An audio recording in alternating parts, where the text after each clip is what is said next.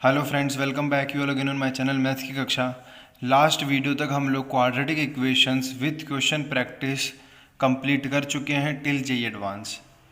तो आज की वीडियो में हम लोग शुरू करेंगे सीक्वेंस एंड सीरीज चैप्टर, जहाँ पे हम लोग सीक्वेंस के बारे में समझेंगे, सीरीज़ क्या होता है सीरीज़ के बारे में देखेंगे, अर्थमेटिक प्रोग्रेशन एपी के बारे में, और फिर कुछ क्वेश्चंस करेंगे। सो आप लोगों ने अगर क्वाड्रेटिक इक्वेशन अभी तक नहीं किया है तो सबसे पहले आप लोग क्वाड्रेटिक इक्वेशन करें, बिकॉज मैंने कंप्लीट थ्योरी डिस्कस की है विथ क्वेश्चंस। कुछ भी थ्योरी में ऐसा नहीं है जो आपका मिस हो जाएगा, सब कुछ कवर्ड है। बेस्ट नोट्स के थ्रू मैंने आप लोगों को थ्योरी कवर की है। जैसा कि मैंने पिछले वीडियोस में भी कहा है, आप लोग अपने नोट्स बनाएं, वैसा ही आप लोग सीक्वेंस सीरीज चैप्टर में भी अपने नोट्स बनाएं। So without wasting the time, let's start with the sequence and series. Now first of all put the heading sequence. अब सबसे पहले हमारे को ये देखना है कि सीक्वेंस क्या होता है, व्हाट इज सीक्वेंस। सपोज कीजिए आप लोगों ने कुछ टर्म्स लिखी A1, A2, A3, A4 up to AN। अब देखिए यहाँ पे ये जो टर्म्स है, ये टर्म्स को हम लोग सीक्वेंस तभी बोल सकते हैं जब ये टर्म्स कुछ पर्टिकुलर रूल को फॉलो करती हो।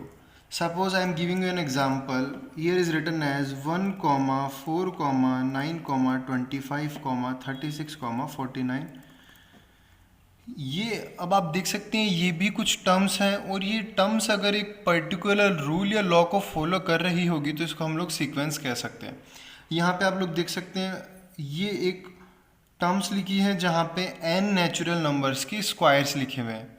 Means 1 square is equals to 1, 2 square is equals to 4, 3 square is equals to 9 and 4 square is equals to 16। हम लोग को 16 भी यहाँ पे ऐड करना होगा। एंड देन 25 मीन्स 5 स्क्वायर 25, 6 का स्क्वायर 36 एंड 7 स्क्वायर 49। तो ये एक पर्टिकुलर रूल को फॉलो कर रही है जहाँ पे n नेचुरल नंबर के स्क्वायर्स लिखे हुए हैं, तो इसको हम लोग सीक्वेंस कह सकते हैं। नेक्स्ट, अब सपोज कीजिए आप लोगों के पास कुछ इस तरह की टर्म्स लिखी हैं।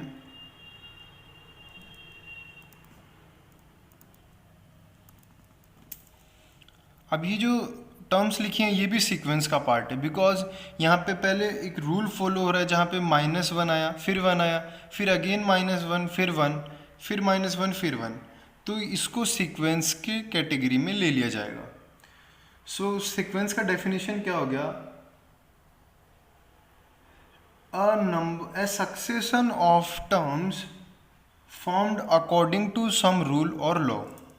So this is our sequence. अब देखिए सीक्वेंस भी 2 टाइप की हो सकती है, तो फाइनाइट सीक्वेंस और एक infinite sequence.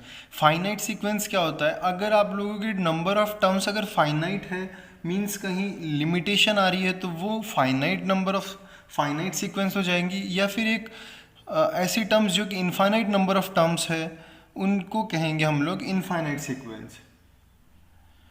So this is our complete about sequence. Now second topic we have to study is series. What is series? So write the heading series. अब देखिए सीरीज क्या होता है?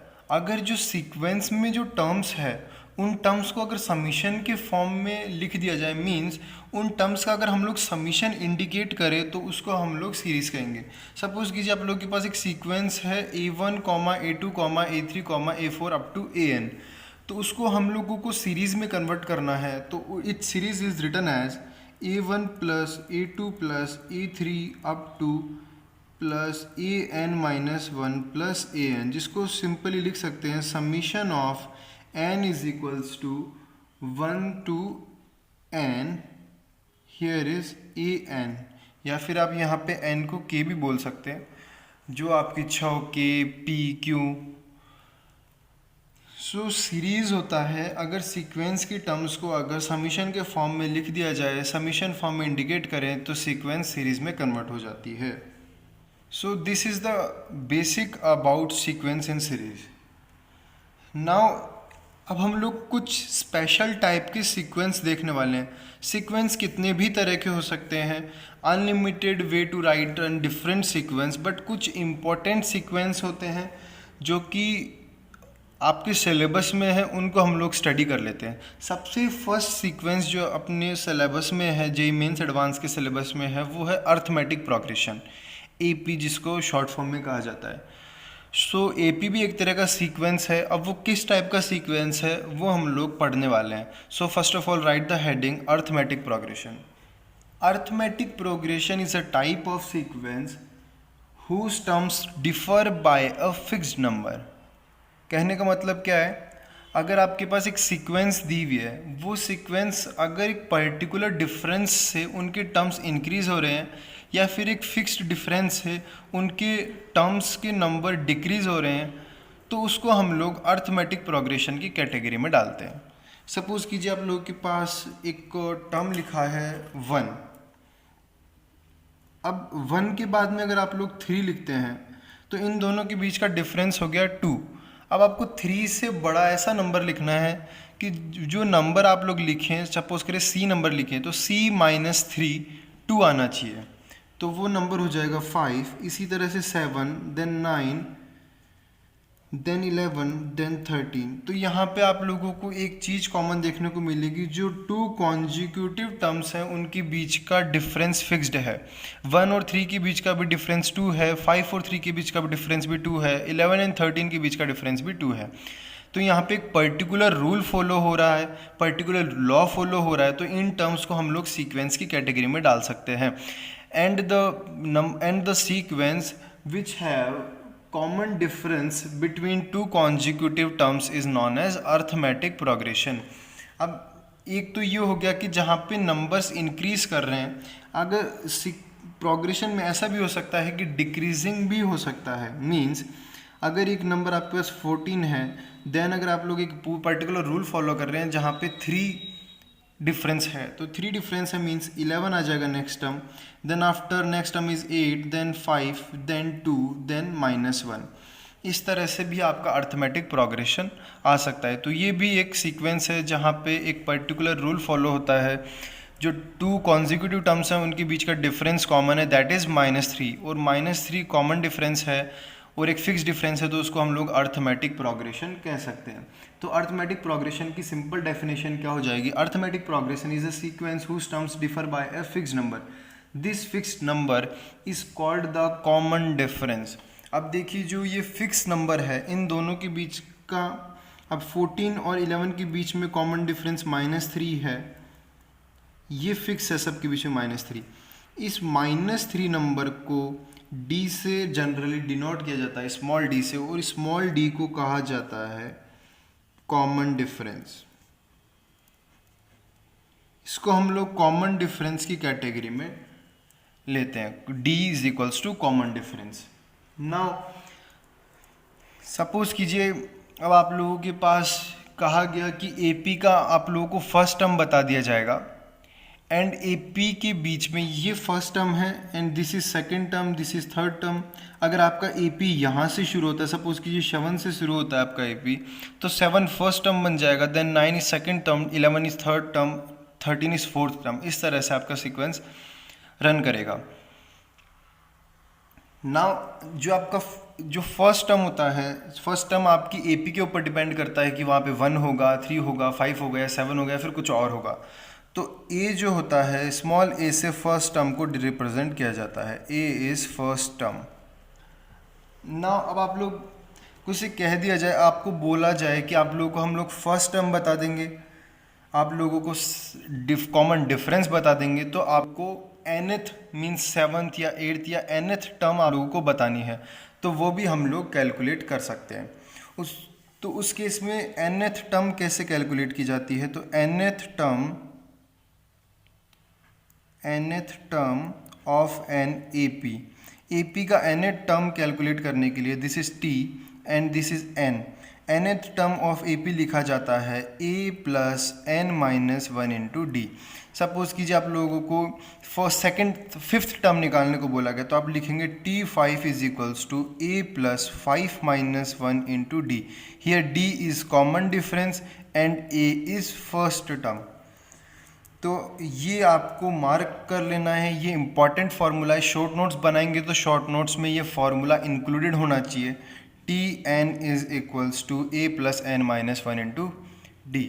नाउ अब देखिए कुछ पॉइंट्स हैं जिनको आप लोग रिमेंबर करें, छोटे छोटे पॉइंट्स हैं, इनको भी आप अपने शॉर्ट नोट्स में लिखें। एटलीस्ट शॉर्ट नोट्स में सारे फार्मूलाज कवर्ड होने चाहिए, जो इंपॉर्टेंट पॉइंट्स है वो सब कवर्ड होना चाहिए। इंपॉर्टेंट पॉइंट अगर D means common difference D is greater than zero हो जाए तो उसको हम लोग कहते हैं ए पी इज़ इंक्रीजिंग। अब लोग जैसे यहाँ पे आप लोग देख सकते हैं 1 3 5 7 9, यहाँ पे डी पॉजिटिव है मीन्स 2 है, तो ये एक इंक्रीजिंग ए पी होगी। नेक्स्ट अगर d लेस देन ज़ीरो है, लेस देन ज़ीरो मीन्स ये सीक्वेंस में लेस देन ज़ीरो है, तो यहाँ पे हम लोग कह सकते हैं जो ए पी होगी वो डिक्रीजिंग ए पी होगी। एंड द थर्ड d अगर ज़ीरो है मीन्स अगर आपके पास कुछ ए पी में जो टर्म्स है वो इस तरह से हैं 2, 2, 2, 2, 4, 4, 4, तो ये भी एक ए पी है जहाँ पे कॉमन डिफरेंस एक फिक्स्ड नंबर है जो कि ज़ीरो है। तो d is equals to zero आ जाए तो उसको बोलते हैं constant A P, all terms remain same. अगर d ज़ीरो आता है तो ये श्योर है कि सभी टर्म्स उसमें कॉमन होंगे, ऑल टर्म्स सेम होंगे। नाउ हम लोग देख चुके हैं किस तरह से हम लोग nth टर्म कैलकुलेट करते हैं। अब हम लोगों को ये देखना है कि अर्थमेटिक प्रोग्रेशन में अगर कुछ टर्म्स हैं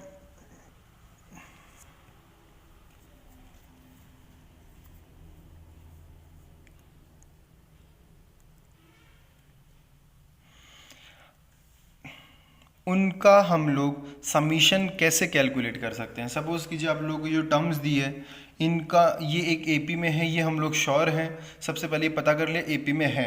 अगर आपको कंफर्म हो जाए एपी में है, उसके बाद में बात आती है उनका समीशन कैसे कैलकुलेट किया जाता है। तो फर्स्ट इंपॉर्टेंट थिंग यहाँ पे है कि इनका समीशन कैसे कैलकुलेट करना है।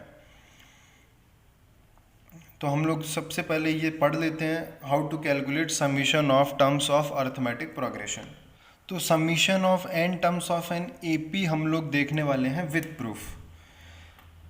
तो देखिए अगर आपको समीशन निकालना है तो आप लोग सबसे पहले लिखेंगे S N is equals to, अगर फर्स्ट टर्म को आप लोग ए कह सकते हैं तो सेकेंड टर्म ए प्लस एक कॉमन डिफरेंस डी हो जाएगा।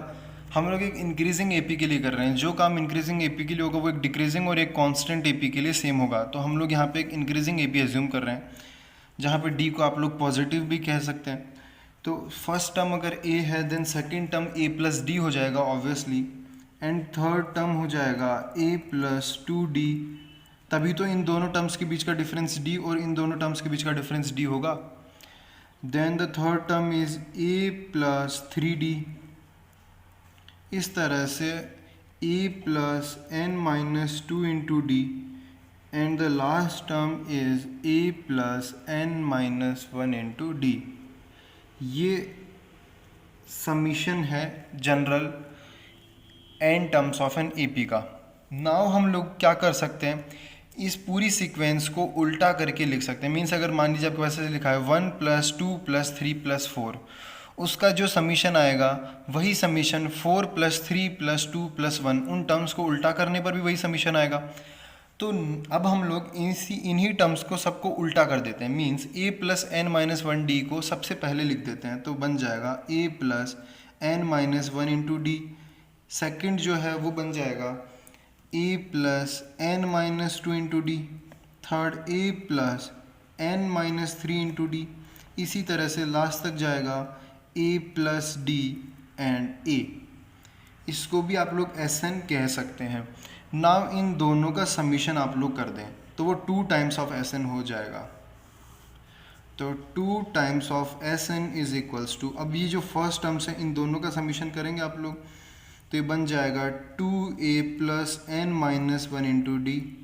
नाउ अब ये जो इन दोनों टर्म्स का आप लोग करें अब समीशन, बिकॉज ये सेकेंड टर्म इसकी, ये सेकेंड टर्म इसकी है, तो 2a plus n minus 1 into D. इसी तरह से इन दोनों टर्म्स का समीशन करेंगे तब भी 2a plus n minus 1 into D आ जाएगा। इसी तरह से सभी टर्म्स का समीशन करने पर 2a plus n minus 1 into D आ जाएगा। तो ये क्या लिखा है, यहाँ से अगर आप लोग 2a plus n minus 1 into D common ले लेंगे तो बन जाएगा 2a plus n minus 1 into D now bracket में 1 plus 1 plus 1 plus 1 plus 1 up to n तक बचेगा, तो इन सभी का समीशन हो जाएगा n। नाउ हम लोग लिख सकते हैं n into 2a plus n minus 1 into D is equals to 2sn। Now sn becomes n by 2 into 2a plus n minus 1 into d. So this is the summation for n terms of an AP। ये important formula है, इसको अपने short notes में आप लोगों को involve करना है और जब भी शॉर्ट नोट्स देखे इस फार्मूला को ज़रूर रिवाइज करना है। This is the summation of formula for summation of n terms of an AP। अब देखिए एक और फार्मूला है जो कि हम लोग AP के टर्म्स का समीशन कैलकुलेट करने के लिए यूज़ करते हैं। That is also an important formula. इसी के साथ मैं यहाँ लिख देता हूँ वो formula, Sn is equals to n by 2, same सब कुछ सेम है, इनटू अब यहाँ पे आ जाएगा a प्लस l। ना अब यहाँ पे l क्या है, अगर आपके पास किसी सीक्वेंस का लास्ट टर्म गिवन है उस केस में आप लोगों को l यहाँ पे यूज करना है। l means last term. तो आप लोग सिंपली कह सकते हैं अगर लास्ट टर्म गिवन है तो समीशन हो जाएगा n by 2 into first term plus last term का समीशन। So this is the formula of Sn। तो ये अर्थमेटिक प्रोग्रेशन के समीशन तक हम लोग स्टडी कर चुके हैं। नाउ कुछ इम्पोर्टेंट पॉइंट्स जो हम लोग यहाँ से कैलकुलेट कर सकते हैं, जो हम लोगों ने स्टडी किया है वहाँ से कैलकुलेट कर सकते हैं, वो है कुछ इम्पोर्टेंट पॉइंट्स आप लोग नोट करके लिखें।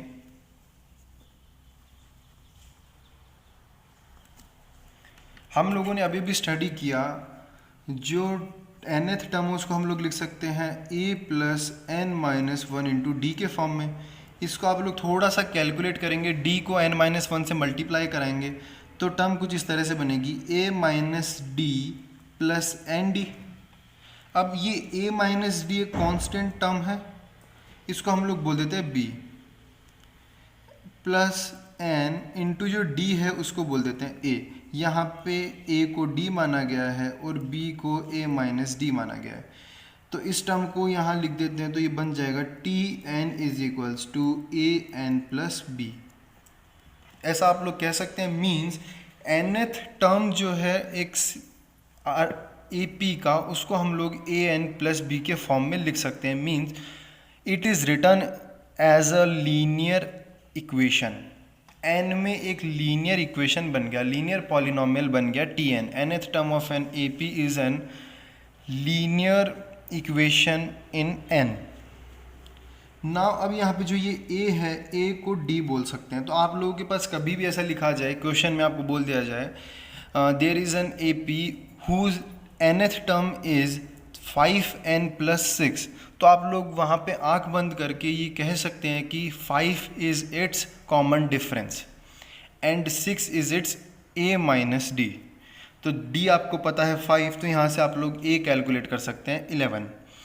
तो बहुत इजी हो जाता है। इस तरह के अगर पॉइंट्स हम लोग बना लेते हैं तो ये इम्पोर्टेंट पॉइंट है। Tn is equals to an plus B. n की टर्म्स में एक लीनियर इक्वेशन बन सकती है nth term of an AP, जहाँ पे जो n का कोफिशिएंट होगा उसको कॉमन डिफरेंस कहा जाता है एंड जो कांस्टेंट टर्म होती है वो a माइनस डी होती है। उसी तरह से अभी हम लोगों ने समीशन का फॉर्मूला पढ़ा है। समीशन के फॉर्मूले से देखते हैं कुछ अच्छा निकलता है क्या। तो समीशन के फॉर्मूले को अगर आप लोग ब्रेक करके लिखेंगे तो वो कुछ इस तरह का बनेगा an square plus B n, an square plus B n, जहाँ पे आप लोग कह सकते हैं n स्क्वायर का जो कॉफिशिएंट है उसका 2 टाइम्स आप लोग कर दें, 2 times of coefficient of n square, तो 2a यहाँ पे कॉमन डिफरेंस होगा जिसको कि हम लोग शॉर्ट में d कहते हैं। तो अगर आपके पास कहीं पे ऐसा लिखा है you have arithmetic progression the summation of whose terms are 5n² plus 6n, तो उस केस में आप लोग कह सकते हैं कि जो इस AP का कॉमन डिफरेंस होगा वो 10 होगा, because it's an 2 times of coefficient of n²। तो ये इम्पोर्टेंट पॉइंट है जो कि हम लोग निकाल सकते हैं, जो हम लोगों ने पढ़ा है वहाँ से। नेक्स्ट, अब देखिए, अगर आपके पास मान लीजिए अगर आपके पास एक AP लिखी है 13579 की, तो अब इन सबसे पहले एक फॉर्मूला हम लोग कैलकुलेट करेंगे। उसके लिए मैं आपको एक अजम्पशन करवाता हूँ। अगर आप लोग इन टर्म्स का समीशन कर लें, इन टर्म्स का समीशन कुछ A आया, एंड ये जो ऑल 5 टर्म्स हैं इनका समीशन कर लें वो B आया, तो इन टर्म्स के समीशन में से कंप्लीट 5 टर्म्स का समीशन आप लोग सपरेट कर दें, मीन्स B माइनस A कर दें, तो क्या कैलकुलेट हो क्या जाएगा आपके पास?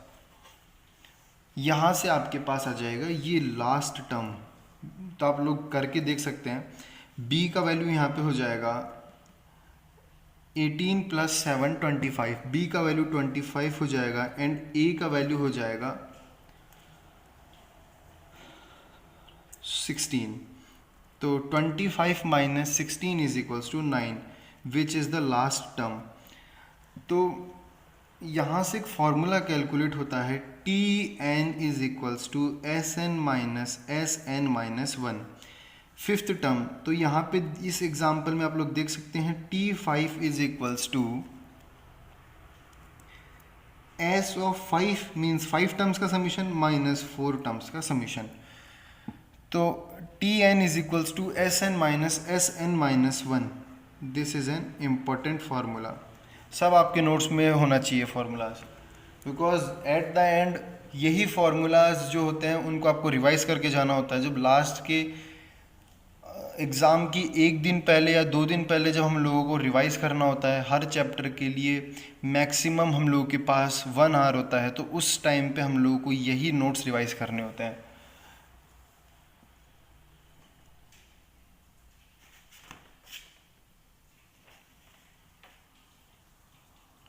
क्वेश्चंस आपको वीडियो के एंड में मिल जाएंगे, बिकॉज ये थ्योरी बहुत कम है। अभी तक हम लोगों ने जो थ्योरी पढ़ी है ये अभी बहुत कम थ्योरी है क्वेश्चंस को करने के लिए, तो हम लोग क्वेश्चंस वीडियो के एंड में देखेंगे। नाउ कुछ important properties of an AP। So right the heading properties of an AP। Here first property is, यहाँ आपसे कहा गया है if each term of an AP is increased, decreased और मल्टीप्लाइड या फिर divide by some non zero number, the resulting series is an AP। अब देखिए, सपोज कीजिए ये जो पॉइंट है वो ये कहना चाहता है, अगर आपके पास एक AP है, AP हम लोग लिख लेते हैं 1 3 5 7 9 11। अगर इस AP में आप किसी एक पर्टिकुलर नंबर का हर टर्म में समीशन कर देते हैं, या फिर हर नंबर से सब्ट्रैक्शन कर देते हैं, या फिर हर नंबर से एक पर्टिकुलर नंबर का मल्टीप्लिकेशन कर देते हैं, डिवीज़न कर देते हैं, उस केस में जो नई सीक्वेंस बनेगी वो भी एक AP ही होगी। जैसा कि आप लोग एक एग्जांपल करके आपको बताता हूँ, हर टर्म में मैं 2 नंबर का एडिशन करने वाला हूँ, तो देखते हैं रिजल्टिंग क्या बनेगा। तो 1 + 2 3, 3 + 2 5, 5 + 2 7, 7 + 2 9, 9 + 2 11, 11 + 2 13। तो ये एक वापस से एक AP बन के आ गई, जहाँ पे अभी भी कॉमन डिफरेंस 2 ही है। नेक्स्ट, अगर आप लोगों के पास इसी सब टर्म्स में एक नंबर का मल्टीप्लाई कर देता हूँ, वो नंबर है सपोज कीजिए 5, तो 5 नंबर का हम लोग मल्टीप्लाई करते हैं, तो ये जो सीरीज़ है वो 5 नंबर का मल्टीप्लाई करने के बाद बनेगी 5, 15, 25, 49, 35, 9 5 45। तो अभी भी ये एक AP है जहाँ पे कॉमन डिफरेंस टर्म्स के बीच का 10 आ गया। सो यहाँ से हम लोग कह सकते हैं, अगर किसी भी AP को अगर ईच टर्म अगर AP का इंक्रीज़ कर दिया जाए, डिक्रीज़ कर दिया जाए, या मल्टीप्लाई डिवाइड कर दिया जाए किसी एक पर्टिकुलर नंबर से, तो भी एक AP ही रहेगी, बशर्ते उसका डिफरेंस जो कॉमन डिफरेंस है वो चेंज हो सकता है। सो इस वीडियो में इतना ही। नेक्स्ट वीडियो में हम लोग प्रॉपर्टीज़ ऑफ एन AP से कंटिन्यू करेंगे। अगर आप लोगों को लेक्चर्स अच्छे लगे हो तो अपने फ्रेंड्स के साथ शेयर करें, एंड चैनल को सब्सक्राइब करें, एंड बेल आइकन को प्रेस करें। Thank you so much. And video के एंड में क्वेश्चन है उसको जरूर सॉल्व करें।